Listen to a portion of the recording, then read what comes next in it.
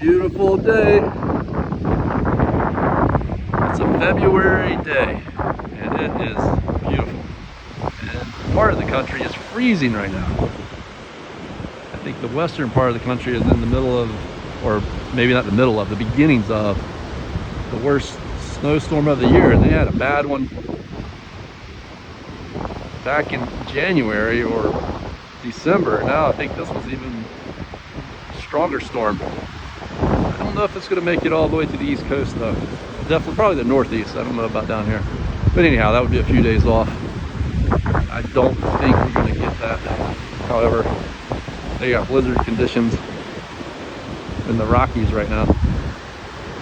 But, you know, one of the very interesting things about the way our mind works is, you know, speaking about weather and visualizing what it might be like, you know, in Yellowstone National Park right now with a buffalo getting, have you ever seen those pictures of the buffalo that have the snow covered all over them? It's like, they look like these white ghosts, just this frozen sheet of snow on the outside of their big furry coats.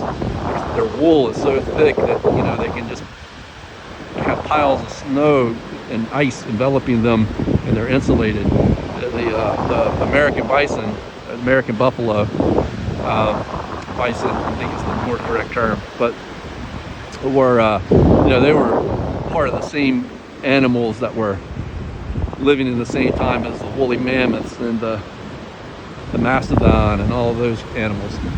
They're from that same time period, and so you can just visualize in your mind what it was like back then. And you know, and that's how people make movies and these different things, is they have these visualizations. You know all this, but what's interesting though is how the mind works, and that, you know, when we look at a sheet of paper, it's two-dimensional, and there's a picture on it where we see 3 dimensions, and then we say, well, in the regular world, you know, outdoors and looking around and whatever, we're seeing 3 dimensions, but really we're not any more seeing more 3 dimensions out here than we are when we're looking at the sheet of paper. That's, I mean, it's different because lighting and the surroundings and the scope of everything, but still the light that hits our eye, it still only hits our eye at the back of our eye in the retina on a flat surface. There's not a, you know, there's not a 3-dimensional image in the back of our eye. Our brain has to still convert what we're seeing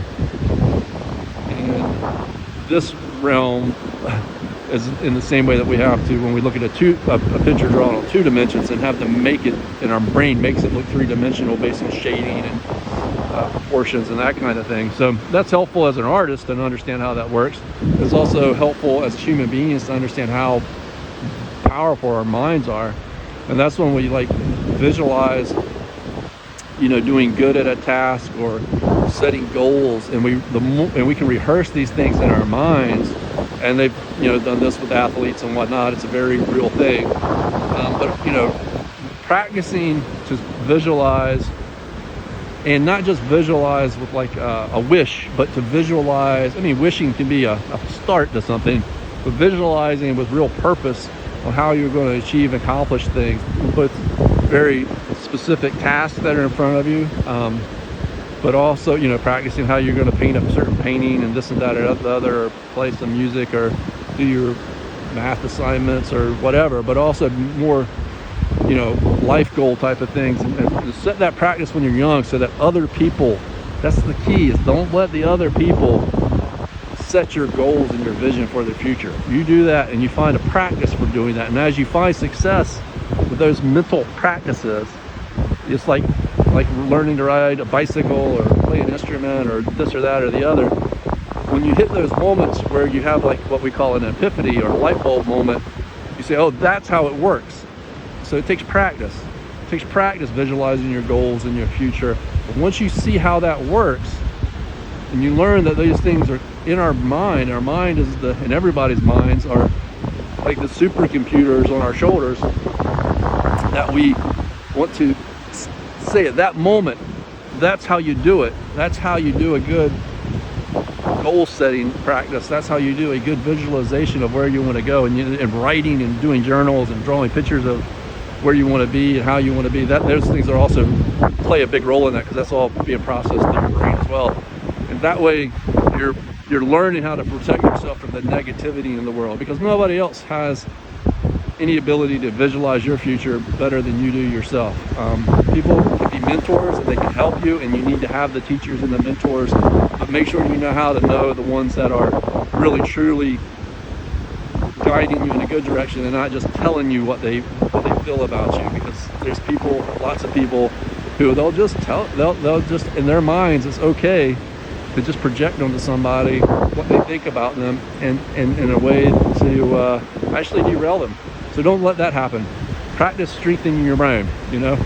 Back to Star Wars, all that theme about, you know, the meditation and it's a movie, but those types of things are based on real capabilities of our mind. And just to go a little bit further, the person, George Lucas, who wrote those books, was a very successful person, so he knew a thing or two about how that works.